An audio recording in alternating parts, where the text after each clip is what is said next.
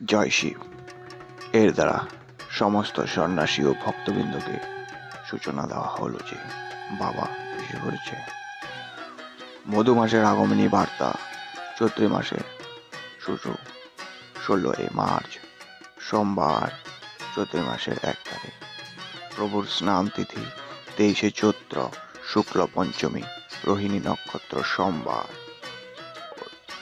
অষ্টমী স্নান 26 মার্চ বৃহস্পতিবার সকাল। নিমন্ত্রণের বিশেষ আকর্ষণ অর্থাৎ আলতি। স্থান রামপুর, ধূপগুড়ি, ময়নাগুড়ি, শিলিগুড়ি। অধিবাস পূজা 12 এপ্রিল 28 চৈত্র রোববার।